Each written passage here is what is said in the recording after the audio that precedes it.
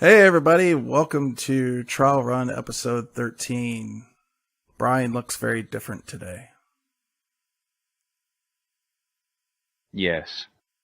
Yes, I do. Okay, all kidding aside guys, Brian had to leave the show. He has things going on that is taking up a lot of time, so I asked Qain after that happened, and Qain said yes. So Qain is now the other co-host of Trial Run. Cheers. So, everybody welcome Qain. Qain, you want to introduce yourself, tell everybody what you're doing right now, all that fun stuff? My name is Qain. I am here to help you. There you go. That's it. That's all I got. I just like the simplicity of it all. It's so simple. Why do we gotta make all this shit complicated? I don't know. I mean, that's like the long and short of it. I'm here. You need help? Let me know. I'll do what I can. If I can't, I will tell you I can't, and that's the end of it. And if he can, he will. I was gonna put Qain in there somewhere in a cheesy way, but never mind. Anyways. If I can't help you, I can't help you. Yes, exactly. Alright, guys. Hey, what's up?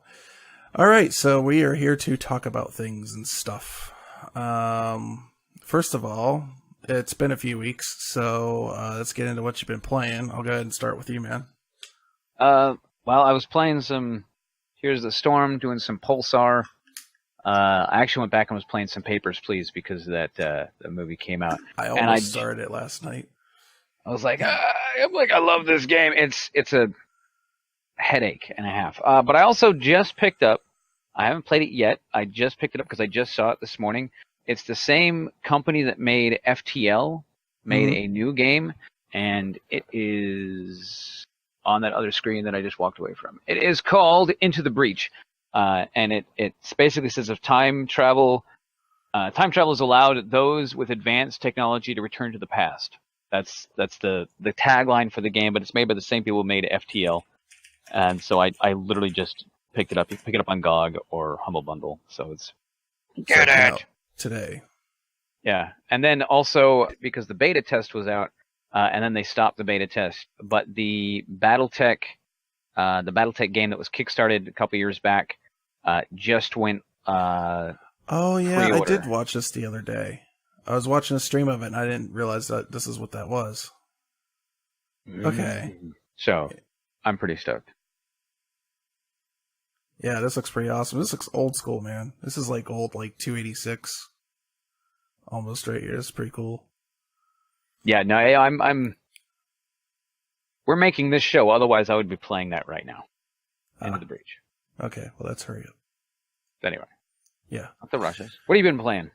So I've been playing this awesome game called Iconoclats. I don't know if you've ever heard of it.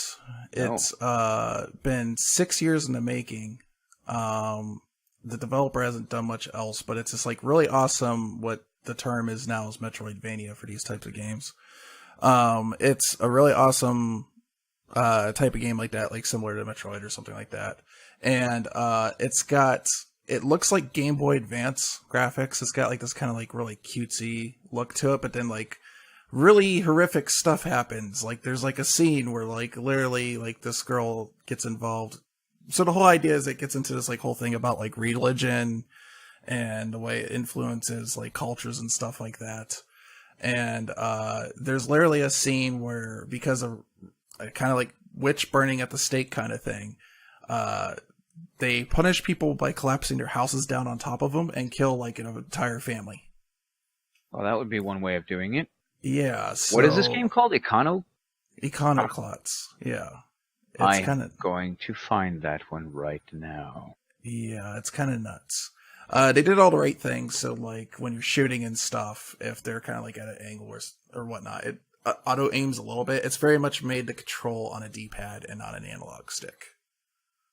Huh. So it's kind of neat how they taken the old, and I will tell you one thing about it. You are going to read a lot in this game. A lot more than you think you would. There is a lot of story that they put into this. And so there's times where for like 15, 20 minutes, you were just reading. And if you have a problem with that for whatever reason, probably not the game for you. Yeah. It's not quite Metal Gear Solid levels of story, but it's definitely there. Nice. But I've enjoyed it. It's been really fun. And then I've recently not played much else. I've just now in life got into Far Cry 4. Just started playing Far Cry 4. Oh, so cool. I haven't played those ones at all. Yeah. I liked 3, so that's why I got 4. And it was awesome. $5. Hey, $5 is good. Yeah. All right. So, first thing, let's talk about this. This is one of my favorite games I've played in probably the last 5 years. And it was called Papers, Please, and somebody made a short movie out of it, and it is freaking awesome. Now, I want to point out the somebody is the guy who made the game, and a couple of other people who worked with him to write the screenplay for this film. It's only 10 minutes long, so grab it and go watch it after the show. It literally it's I think it's like 12 minutes total. It's phenomenal. If you played the game, it's like mind-blowingly intense from beginning to end, and it has this. It's like just the subtlety to the story presentation, and it's I'm really impressed with it. Again, mostly because I played the game, but even then, it's good. I like it. Can we say how amazing just the cinematography of this is for such a short movie too? Yeah. Oh no, it's they really went all out, and I'm trying to figure out where they went or how they built the set, or where they went to build the set to make it look exactly like the game. You're going, wow. Yeah, it was pretty cool. Like the little things, like there's like the first scene here is like with this soldier, and the thing that blew me away is it does this very good job of it. Like this 1980s Soviet, like you would expect sort of like Inspector, where there's like smoke filled in the room and like hitting the light the right way and stuff, and it just looks like this kind of like repressive, mundane, like day-to-day crap he's got to deal with. And it was awesome. I really enjoyed it, and I thought the ending was kind of surprising in a way. So. Yeah, I was like, what? I had to walk away. I couldn't watch it again. I have to watch it again and again. But it's pretty good. 10 minutes. 10 minutes of your time. Yeah, definitely worth it. So be sure to check that one out. It's free, so why not? All right, this is the one I'm going to get into, and this will go back actually to Papers, Please in a way. Metal Gear Solid. There's Metal Gear Survive, I should say. Came out, which is by itself a stupid idea. It's basically zombies in the Metal Gear universe. They took Metal Gear Solid 5 and made it into this whatever. But the great thing is they followed EA even further into the breach and are now charging not only for like booster packs and stuff like that for like, a week, a month, whatever. $10 to open up more than one save slot in the game.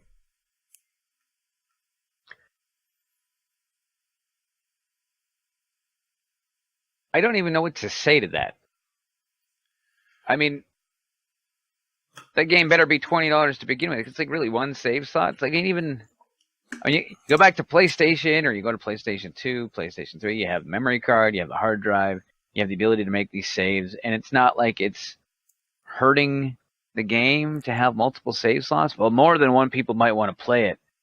Right? Okay. The last time I had a problem where we only had one save slot, and that was an actual issue, was when I was playing Final Fantasy on the Nintendo Entertainment System in 1986. Yeah. We only had one save, which meant, well, if the whole family wants to play the game, only one of us gets to go through it at a time. Okay. But that was the last time I had that problem. Here's my mindset on all this. When I grew up, games were just games. There was no AAA. There was none of this bullshit. You just played what was fun. And at some point, thanks to mostly Nintendo, we have now like first, third party, second party at one point, which just kind of went away. And now we have like AAA and indie games is what everything's called now. I don't care what you want to call it. If it's fun, I'm going to play it. If it does bullshit like this, I'm never going to support it. And more and more, AAA to me is almost something I can just say, I'm not doing that. Yeah, I mean, all reality, what exactly is AAA? I mean, it basically means, hi, this big company spent millions of dollars on a lot of staff to develop a game. That's all it means. Now, when you look at a game like Call of Duty, and I have no problems crapping on this game, because I think the game itself is terrible. CSGO is a better game. And I don't like that one either, but it's a better game. Yeah. And it didn't cost billions of dollars. I mean, Counter-Strike was some people hanging out, and they made a mod to Half-Life. I would personally argue Insurgency, but that's just me. No, I'm not saying Insurgency. I'm just saying, but the you whole haven't played it, right? though, so... Well, I mean, I played a little bit of it, but even then, my point okay. is that you know, Call of Duty is this AAA title. It's lots of money in marketing. Play the game; it's the best thing ever. You'll do this or you will die. You know, it's like, okay, that's a little over the top, guys. Take it down a notch. It's a little bit. Okay. Yeah. But the game itself isn't that great. I mean, it really isn't. And then when you start adding in all of the longer you play it, the more powerful your character becomes against other people. It's like, okay, am I buying an MMO? Yeah.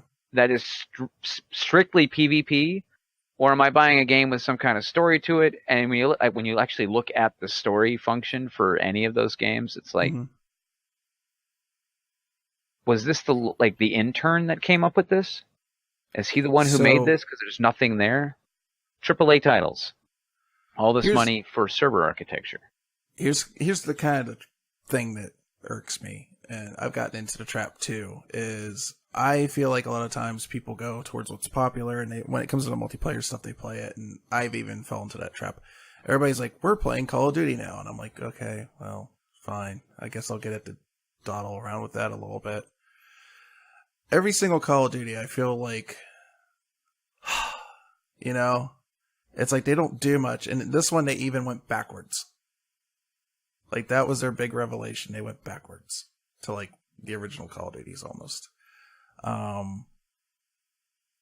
It's a lot. It's basically AAA has been very slow to do innovation in games to where the indie guys have not.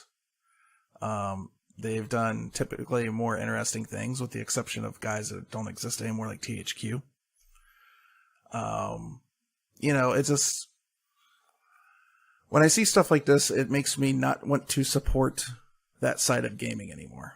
And it makes me kind of sad. But, well, the fact that they've made a game that is trying to be in line with what's popular as opposed to making a Metal Gear game. I mean, they lost the ability to really make a Metal Gear game when Hideo Kojima, you know, bounced. Yeah. So, I mean, there is no... you're not going to get a Metal Gear game. You're basically going to get a zombie shooter with Metal Gear sound effects. Yeah. I saw a video of it, and I was just like, you're still using the same PlayStation 1 sound effect. Now, that's kind of cool for all those people who grew up with that game, but I mean, I remember playing Metal Gear and then Snake's Revenge, and those games, from a game standpoint, they were really intense stories, but you know, it was a sneak around. It was a stealth game half the time, which was awesome, but otherwise you'd punch people and you had to blow up stuff. You could actually get around taking people out and killing them, and it wasn't penalized. I mean, it was mostly a stealth game and a puzzle at the same time, because you had to figure out how to kill these guys in the order that nobody else would see it. Limited ammo, rations, and then you have to go in your fight scene with whoever.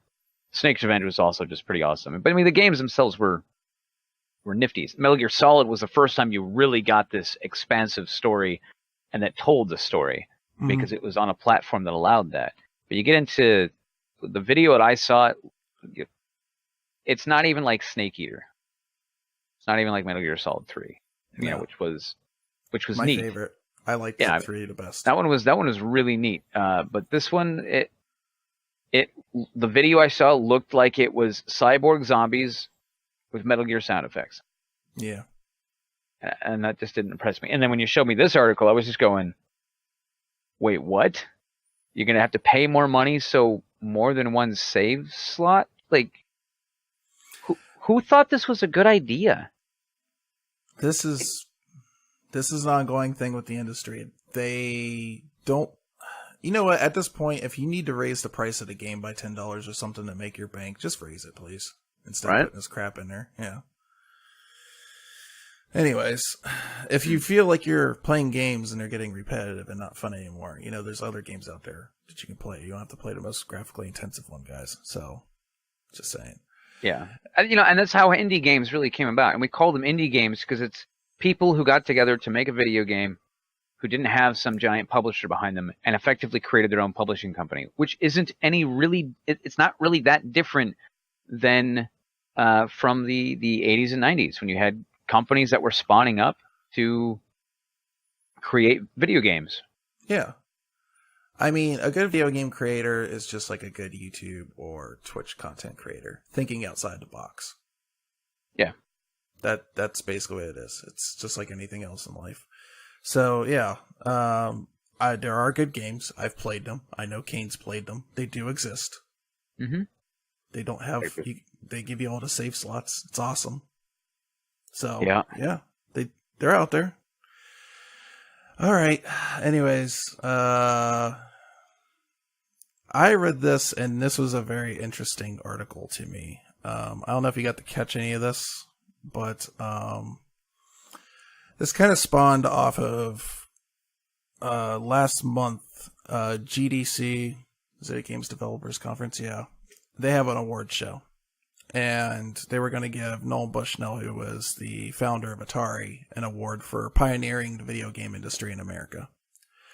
And then it came out that, hey, he had like a hot tub and stuff at Atari, and there's women running around in like short skirts or whatever. And this came up from one of the former employees of Atari, and they gave it about 18 hours. Didn't try to prove or disprove anything, and yanked the award.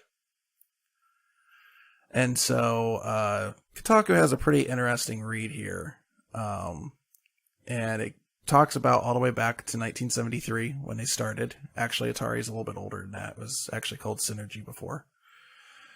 And, they interviewed 12 former, employees of Atari, females. And it sounds to me, when I go back and read this, Atari was a child of the 1970s, basically.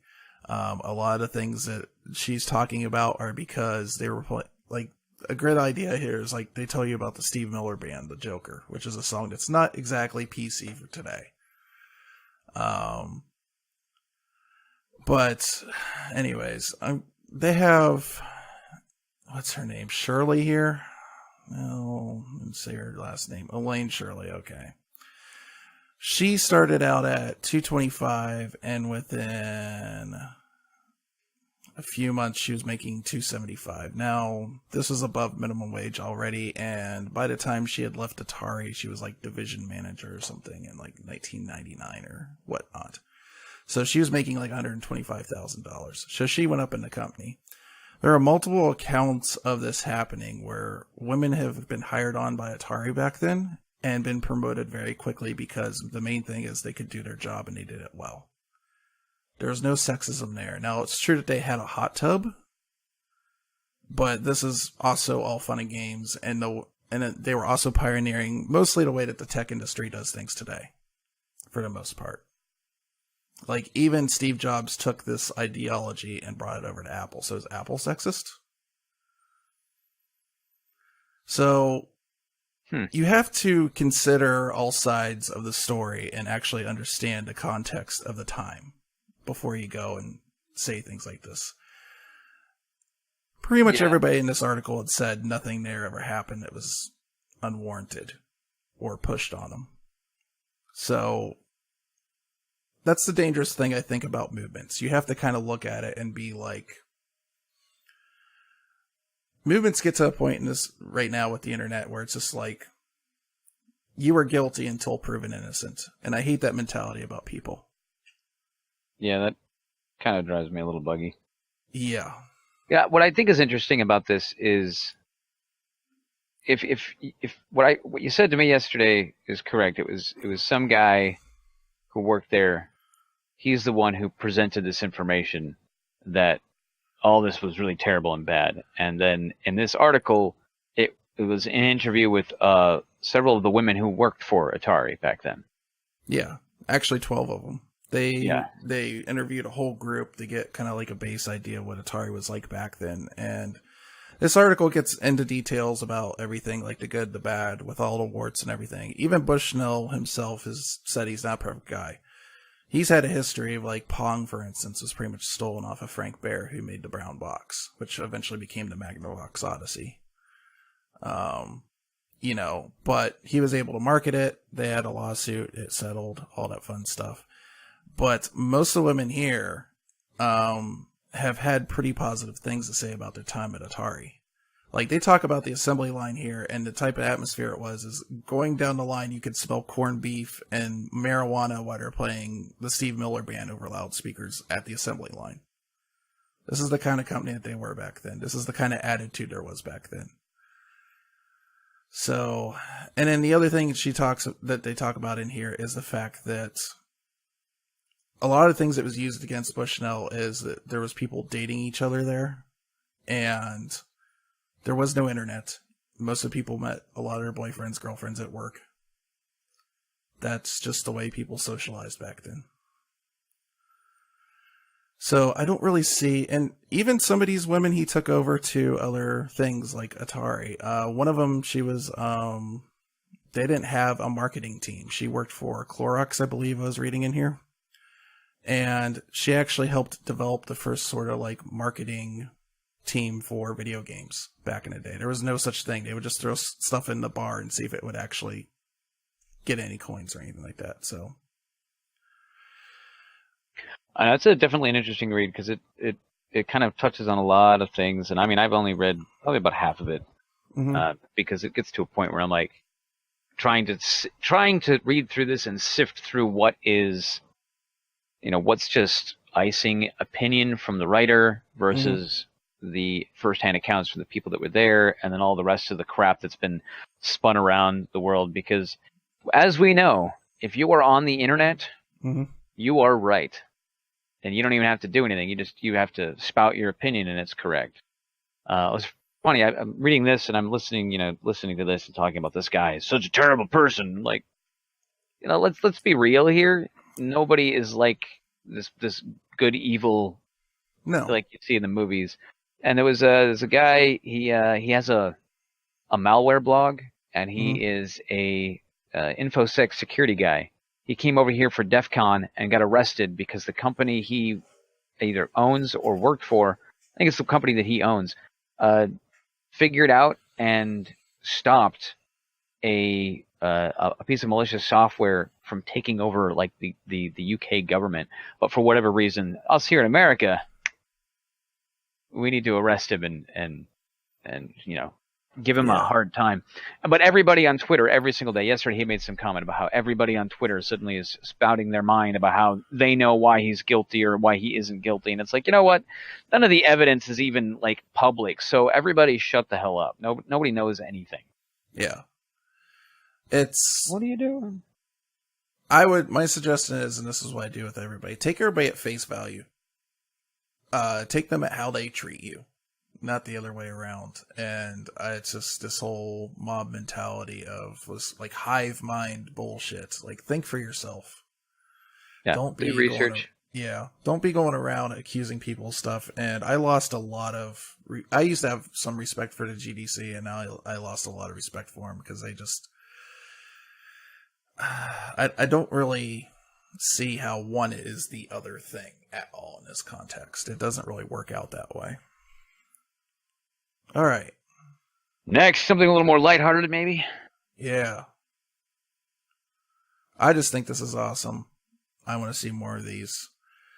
AOC now has a monitor at 120 hertz ultra-wide gaming. My dream is to have one huge ultra-wide with things over here and things over here and stuff in the middle.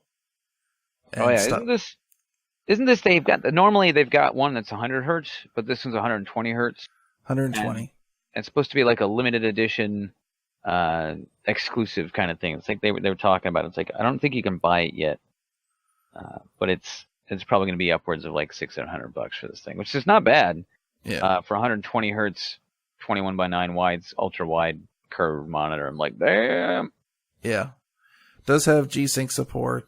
Haven't seen anything about FreeSync, but most people are on GeForce monitors anyways, or GeForce cards. That's actually pretty cheap for a G-Sync monitor too. In all honesty, it's kind of sad to say, but it is true. And it was nice because it's not a 21 by 9 1080 monitor. It's a 21 by 9 1440 monitor, which is what makes it really nifty. Yeah, like the 1080 144 to AOC makes is still like $400 right now for G-Sync. Damn. Yeah. So, yeah, I thought this was extremely cool. Just wanted to mention it. Guys, keep your eyes out on it if you're looking for one. I've been certainly looking for an ultra wide. I want to replace. I don't know how you feel because you do a lot of networking stuff about ultra wides. I don't know if it helps you at all, but I have this vision of just getting rid of all these extra monitors because the problem as a streamer is because this one's 60 hertz and this one's 144. OBS doesn't like it, so I have to crap this one down to 60 so it matches this one over here, and OBS is okay with everything. That's funny. No, yeah. I've got the 4K 40-inch monitors. I've got the 39.5-inch AOC 399, and then I've got an AOH 409. And what I think is funny was when we talk about these 21 by 9 monitors, especially at 1440p, it's basically my monitor, but you chop the first, like the top third of the monitor off, and that's you just get a wider ratio, but otherwise it's just my monitor, but shorter. Yeah. And I'm like, I'd rather have the 4K. So, I mean, I'm cool with my 4K at 60. I'm not doing any competitive gaming. I mean, I play a little bit of Heroes of the Storm, but I don't do it in such a manner. I'm like, I need to have the best of the best. I'm like, I don't care. Which is why I laugh when people like yell at you. You're stupid. I'm like, yeah, I just had a bad moment. It's a bad day. Got off to a bad start. It's fine. Just chill out, man. Yeah, seriously. The world is ending because you lost this match. Just remember, the world's going to end. But no, I mean, I've got I know, right? But I've got the 4K, and because I do a lot of networking and then I do a lot of video editing, I have to rearrange this. I've got these two monitors behind me, and I've got the big 40-inch over here. But I used to have this is a 1440, a 1080, and then two 4Ks, and I would do editing on that with email on one screen and Discord on another screen, and then I'd have two 40-inch monitors. One's going to have all of my timeline and everything else. The other one's going to have the normal stuff that I have on the desktop anyway, or extra folders for looking up video files and whatnot. And it's just all sorts of real estate. And I play on these things. 60 hertz at most things can do it. I've got a graphics card. It's actually an AMD RX 480. Most of the games I can play in 4K. If I'm streaming them, I have to kick the graphics quality down a little bit to give the graphics card a little more leeway to do the rendering, because I don't have an iGPU in the CPU because I've got a Xeon 1230. But otherwise, I mean, they're neat. The one that I really saw that I was like, wow, I don't know if I want this because it's very strange or if it's just because it's ridiculous. And it was a 32 by 9. I think Samsung was making it. It's a 32 by 9. It's basically 1080p high, but it's really wide. 3 1080p monitors wide, and it's just and the box looks like the kind of box you'd find like a guitar stand or a tripod in. It's just this huge long box, and I'm like, can anybody even fit that in their car? I mean, otherwise it's not very tall either. I mean, it was relatively short, but no, for me, I would just put like the chat box on one side, put the other game in a window on the other side, and that'd be it, and it'd be, for me, it's easier to have it one way and just have everything uniform across the machine or whatnot. But yeah, I don't know. I was actually talking to Brian about this, and I think Brian said something on Twitter because he recently got a 4K monitor, and I don't know. 4K to me is always sort of like a TV resolution, just because you need like a really large screen to start taking advantage of it. Because like scaling's still iffy. I'm a 24-inch guy personally. Usually, I do like this bigger stuff if it gets rid of these 24 inches. But I don't know how I feel about 4K on PC yet. Like, I feel like if you have like a large screen, like you said, yours is 40, right? Yeah, it's a 40-inch. It's well, I don't have the light on back here, but yeah, I mean, it's a 40-inch diagonal. I mean, it's pretty big. It's big. It's the size of a regular, like a living room television. Yeah. So like, I think it's fine then. Maybe 32 you can get away with. I see these like 24 and 27-inch 4Ks, and I'm just like, no. I'm laughing here. We got Dude says it's two 1080 wide. I'm like, it's resolution wise, the ratio is two 1080s, yes. Yeah. But the physical size of the monitor is like it's not this. It is ridiculously wide, and they've made it extra. It's anyway. I saw it. I was laughing. It is huge. It's a huge monitor. I should get it. I need to compensate. All right. Yeah, you should do. All right. So just want to discuss this a little bit. Intel is making their own GPU, apparently. They already do that. It's called the i7 HD 5000. Now, seriously though, what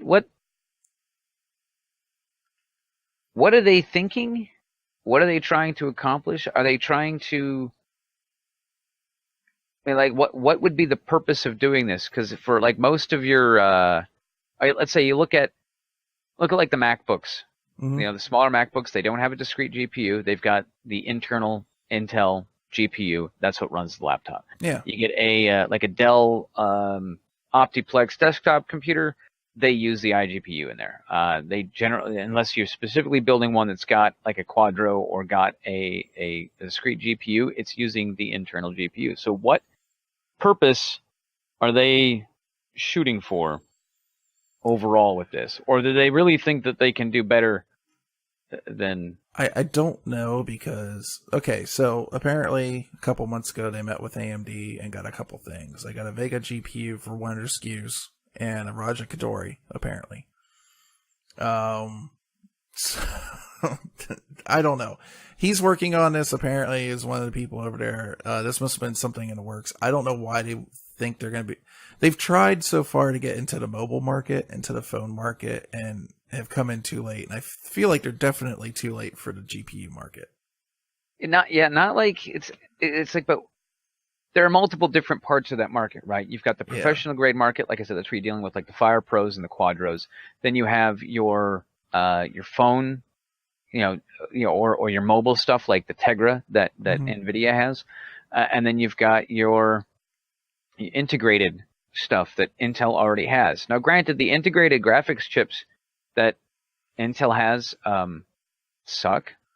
Yeah. They're not designed for like extensive 3D graphics processing. So unless what they're trying to do with this acquisition is to compete with AMD's APU market, which that makes a lot of sense because when you look at things like the new Ryzen APUs, they've got Vega chips in there. So it's a Ryzen CPU with a Vega GPU built into the same chip. And I just built my brother a computer like 5 months ago. Those chips weren't out yet, but the motherboard I was able to acquire for him, we were able to use an older APU, which gives him the opportunity to buy one of these new ones and drop it in there. And suddenly he's taken his computer from the Stone Age to the Space Age with a single purchase without actually having a GPU, like a discrete GPU in there. Yeah. Maybe. I don't know. Maybe they're trying to build similar to what they've got with the Vega SKU that's coming out. Because if you've seen a die, it's basically like one large die with the Intel chip on one side and Vega on the other side. They're supposed to be interconnected through PCI or something like that. Interesting. Yeah, so I think it's something like the highest SKU is like 20 Vega cores or something like that. They showed one off at CES, and they have like a small Intel NUC that's like a Skull Trail looking gaming machine. See, I wouldn't go that route. I don't know. I'm still thinking maybe a server market because that would be much more effective in a server market. You really think about it. Imagine having, an eight socket Xeon with Vega GPUs bolted to the side of each one of those Xeon chips. The only thing I can think that they would do is maybe try to surpass, like maybe do some kind of faster interconnect that's Intel specific for that kind of stuff, like something based maybe off of a similar mindset of NVMe. Maybe. But to the GPU. I could see that. I don't know. I don't know. It'll be very interesting to see where they're taking this. Yeah. This is going to be a couple years in the making at least, so... But I thought it was interesting. Definitely. All right, so I saw one of these and I just thought this was neat. It's one of those stupid tech things that nobody would practically, I think, get unless you have a lot of money. But this company, they're making the AirTop 2 Inferno. So this is a completely passively cooled gaming machine. They actually have one now. Linus reviewed it last week, actually. The one he had 7700 and a 1060, and they opened it up, and 1060 is just an EVGA one.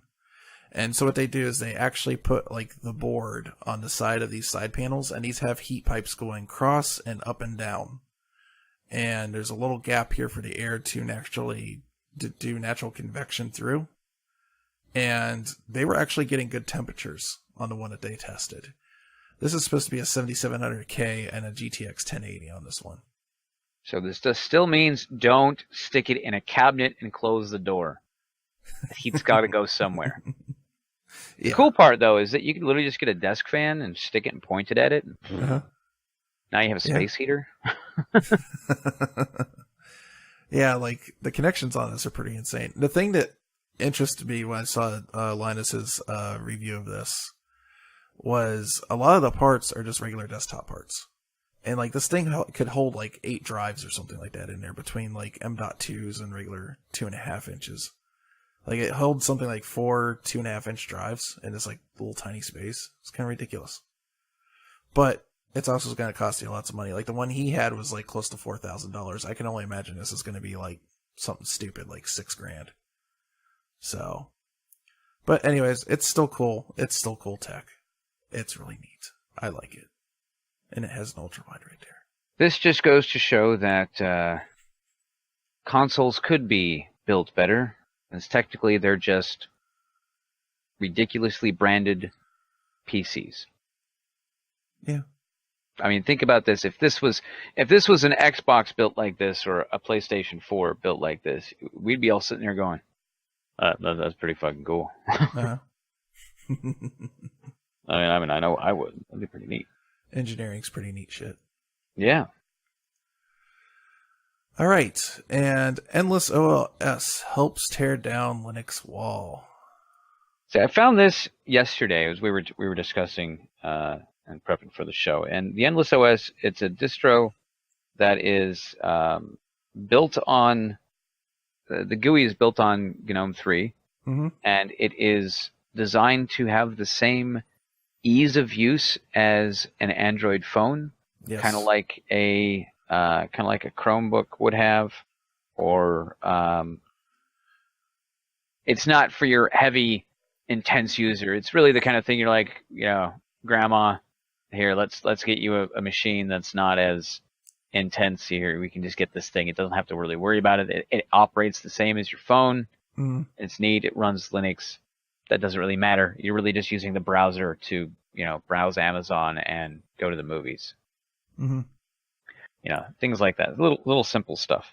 But I haven't tested it out yet. I've got it downloaded. I was meaning to put it on a VM this morning, and I haven't got around to it yet. I was too busy finding that really awesome game, and I'm like, I have to play this game now. But yeah, check it out. It's anybody who wants to get into using Linux. I always ask the question. This is the one thing I always kind of laugh about, because everybody's like, I want to learn how to use Linux. It's like, okay, first off, are you looking to use Linux for what? And are you looking to use it or administer it? Because if you're looking to administer it, go and bang your head against the wall and get Gentoo installed, because that is just an intense installation, and it will help you understand how the stuff works. If you're just trying to look for a machine that you can install on something that you can use, you don't have to pay for another Windows license, but it's not going to be a gaming machine, it's not going to be anything else. You can grab any of these distros and just use it as a computer for word processing or whatnot. You can connect it to a printer. You can do all this little fancy stuff. If you want to turn it into a Linux gaming machine, that's a whole nother can of worms. And that's the beauty of what makes Linux so awesome versus what makes it so crappy. And what makes it so crappy is that there are a lot of options and a lot of different things. And sometimes it's like buying a car. You're like, which one do I want? I just need one that's got 4 wheels and can go somewhere. I mean, something that you got to identify what you need to use it for. I guess that's really what it is. Exactly. I mean, I've been saying this for a while, is that Linux doesn't really have that. Like, people always go to Mint as like, it's just like Windows. Well, kind of. Yeah. It's not 100% there. The thing is, with stuff like this, I love this because it answers one side of the market here, and it makes it simple. Mhm. And this is something I've been saying that Linux has had a problem with for a while, is it's just different enough that people don't want to pick it up. You know? Yeah, I mean, and that's the thing. If you look at people who have been using Windows for a long time, and then you look Mhm. at Apple, it's similar, but it's different enough that you get somebody who's been like administering or who is like the tech support for Windows, and then you drop them into an all Mac environment. I've watched people have like full on mental breakdowns because they Oh, can't yeah. understand how it works. And it's like, first off, chill out.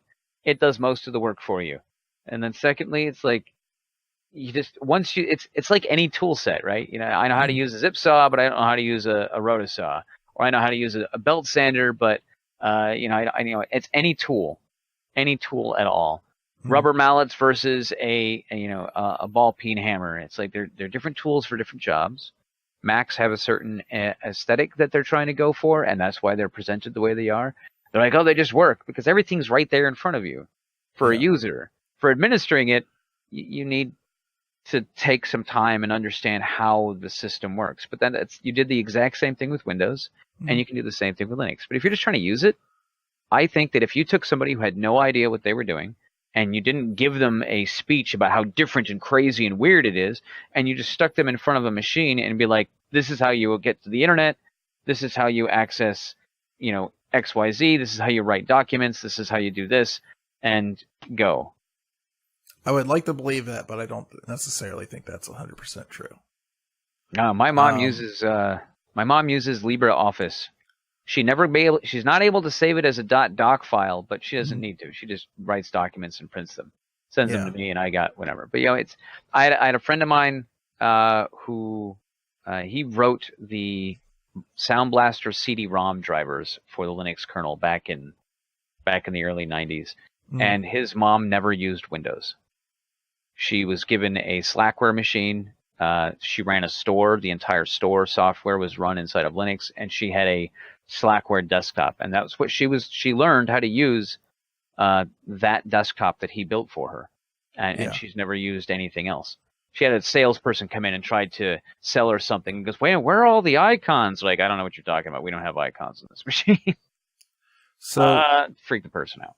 I think the type of person you're describing that is going to go out our way to learn something new, not get frustrated with it, are going to be the most useful people on the platform. They're going to go on and create things and whatnot and help push that platform forward. But I think a lot of guys that love Linux, including me, aren't willing to admit is that unless there's a distro out there, because there's just a lot of people that aren't going to do that, and Linux is not going to get popular if they don't do this. If they don't take a distro where it's like, look, this is just like what you know. This is just like Mac OS. This is just like Windows. And then add things like, why doesn't Windows do this? Why doesn't Mac OS do this? And then give them that gateway drug into it. And then they've got all these other distros they can check out once they get used to that. I think that's probably the best way to get people, like the average consumer, into Linux. And to be honest with you, probably a lot of them will just start using that and never leave. That's true. I mean, in our reality, that's what Ubuntu has been trying to do. Is they've been trying to make something that is so user-friendly that you can just give it to somebody, and it's just different enough from Windows and Mac that it's not so ridiculously out of left field, but it's also just as different from both of them as they are from each other. Yeah. But it's still, click on this. And that's what they tried to do with the Unity. If Unity didn't cripple the system when it first came out, we probably would be using it a little bit more. But when you really look at it and you really think about it, the real issue with any of this is the naming convention. You can't call the things the same thing on a Linux distro as you can on a Mac or on a Windows machine if it is copyrighted. You can't call it Windows. They couldn't call it a wizard. I remember early on, they didn't have wizards, they had druids. It's kind of like a wizard, but it's not. That was that was a tagline. You open the druid to install your thing. Well, what's a druid? It's kind of like a wizard, but it's not. That was the tagline behind it. I'm like, that's good. I just want to answer Red here. Red says, if only there were more games on Linux. Well, Red, a large majority of the games on Windows, being OpenGL or DirectX 9, run pretty well through Wine. The other side to that too is if you watch Wendell over at Level 1 Tech or a lot of these other guys, you can do what's called a kernel virtual machine. And inside that, you can do what's called a GPU pass-through. And so you can load Windows on there, and as long as you have enough cores, enough memory, whatnot, to do a VM, you could actually run Linux and then run your games in a VM on Windows. Oh yeah. And then there was a gentleman on the forum who came up with a frame buffer sharing, which allows you to share you're allowed to hand off the GPU to the Windows install, but then still utilize the frame buffer to display a window on your desktop, your Linux desktop. So you're not you don't have to have that external monitor for it to work. You know, and those are solutions. You're still technically running Windows, and the reality is, and this is the problem I think that we all run into, is that we look at our computer and we see it as a device. And then we look at an Xbox and we look at a PlayStation and we see them as separate devices. But when you look at, what is inside the Xbox and the PlayStation, they're the same thing, but they're different operating systems. Well, if you can get games on both of them, but exclusives. There's a lot of Windows exclusives that also happen to be shared with Xbox and PS4 or PS3 or PS whatever. But when you look at Linux, it's different enough, and because of the evolution of OpenGL, that's part of the reason why you don't see more of those. Because you go back far enough, like Quake. When Quake came out, they had an OpenGL version of it for Windows, which you then could very easily buy a Linux version of Quake 2. Yeah, I have a Linux version of Quake 2, and it was retail store. You could buy it. Just like you could buy a Mac version of the games. But, nobody ever sits back and says, if there's more games for Mac, I'd switch to that. But, I mean, you really think about it, if the Apple hardware didn't suck, that would be a thing people would say. But because it's not tuned for these intense gaming sessions, that's not the market it's going for. And a lot of people who want to get away from Microsoft because they can't stand having to deal with the environment that they're in and the random hiccups and glitches that you can't fix, and you're like, switch to Linux. Like, I run everything. Like, even in this. Me too. Oh wait, that's right? something else. Yeah.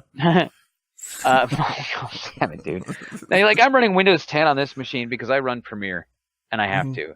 But then this over here, that monitor used to be plugged into my laptop. Then I plugged it into the Nintendo Switch. And I've got the server stack on the other side over here, and it's got FreeBSD.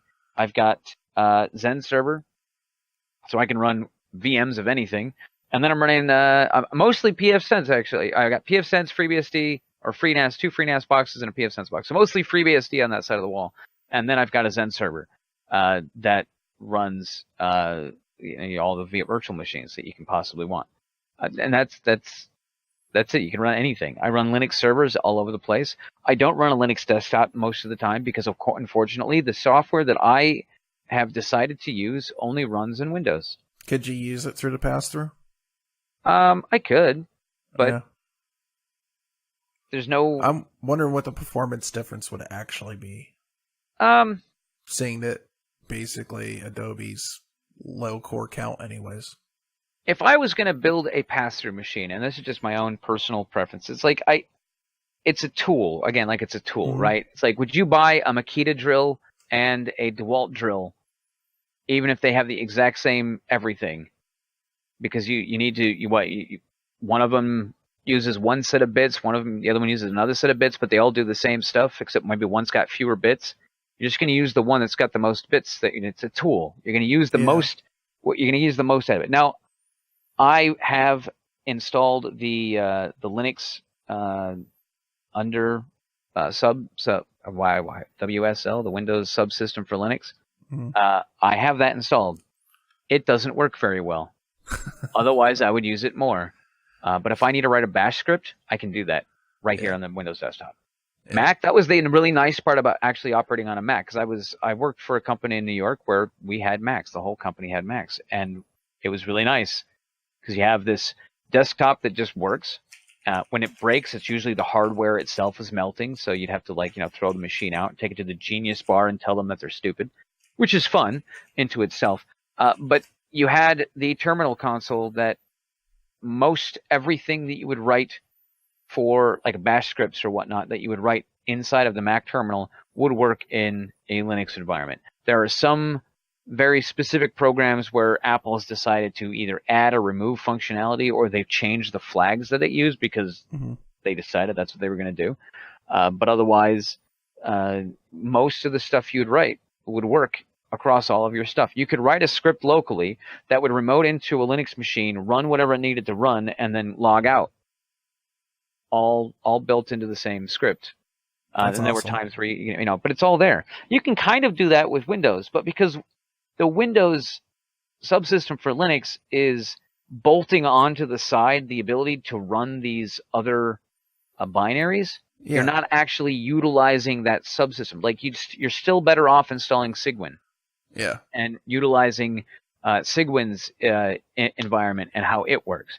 The biggest problem I run into with Windows is the terminal, even with PowerShell, is still like the command.com old school terminal interface that is atrocious.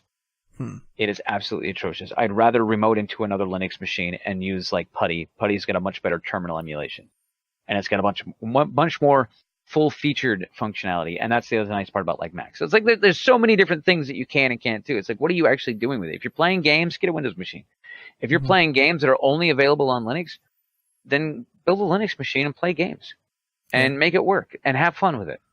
But if you want to play, you want to play Call of Duty, you're getting Windows. Just like if you want to play, what was it? If you want to play Soul Calibur with Darth Vader, you have to buy it for Xbox. If you want to play Mario games, you're buying a Nintendo. You want to play Zelda, you're getting a Nintendo, right?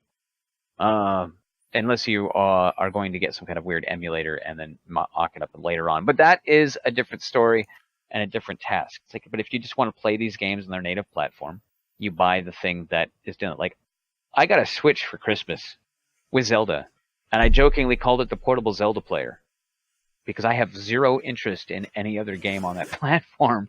Yeah. But it's really cool to have this, tablet effectively that you just drop into the dock and suddenly it's on my 40-inch monitor back here going. The reason I like Linux, though, is it can be the jack of all trades.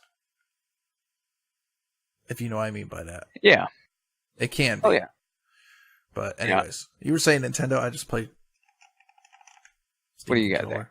Steam Heck, controller. see? There you go. See, I need to get one of those because there's a whole stack of games that I'd like to play. I have a whole stack of controllers if you want one. I just buy them like every week. Why, do they keep breaking on you, or are you just I'm just bored? I'm enthusiast. You're a hoarder? I mean, no, like right now, I've got, I have a PlayStation 2 DualShock. I think this is a DualShock 2. Yeah, DualShock 2 controller.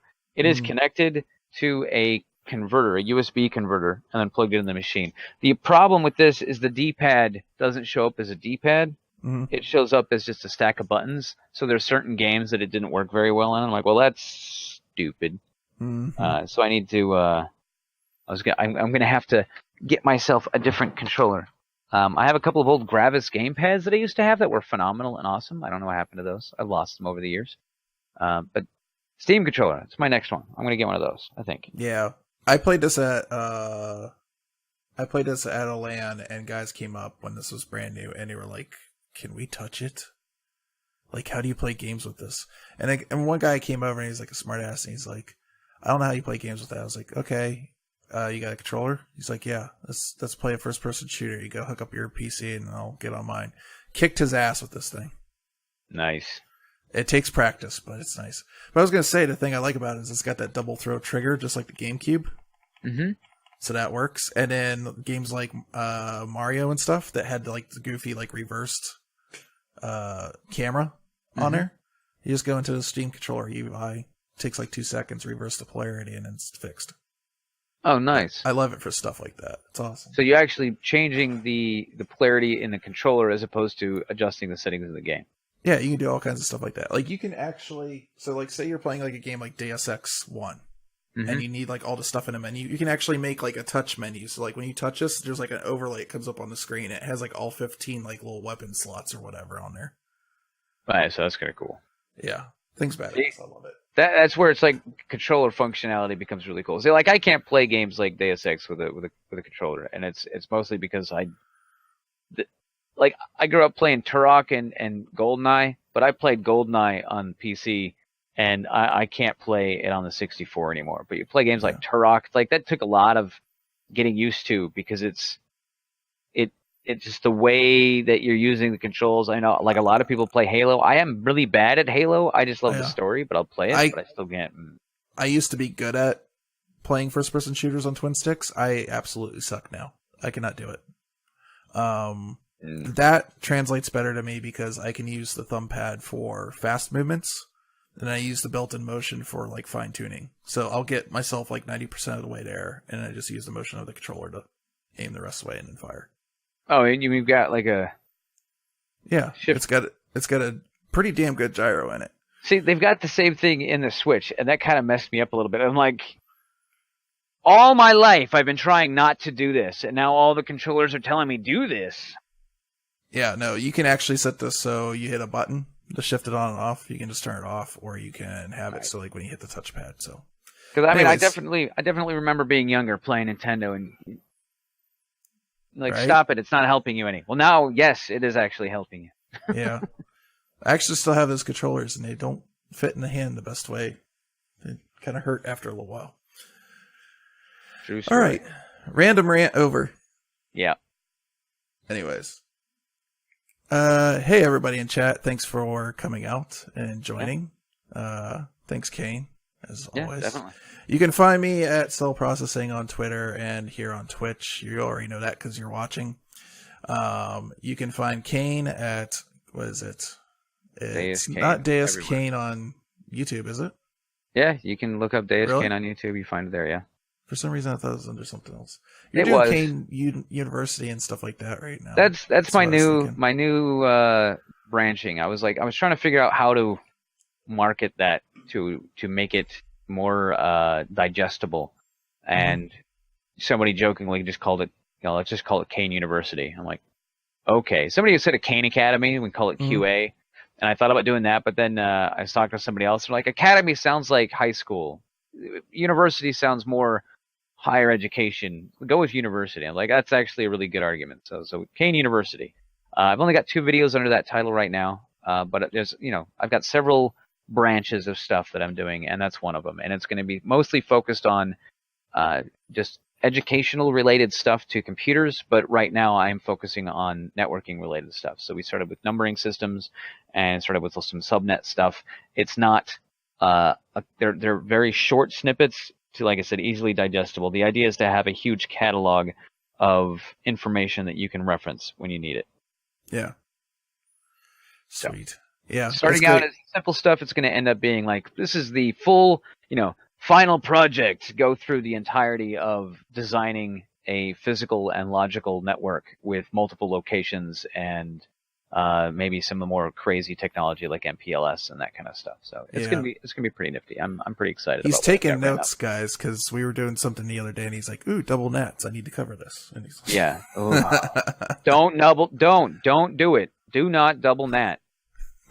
You'll end up having random problems. You're like, why is this a problem? And it's like, don't do it. Don't. All right. So you guys can find Qain on Deus Qain on YouTube and also on Twitter. You can randomly tweet things. He's a random guy on the internet that likes to help people. Yeah. There you go. All right. So see you guys, I guess, next week. Bye. Next week, the week after. I don't know. Depends on scheduling. We'll figure it out. We'll let you know on Twitter. Follow us on Twitter.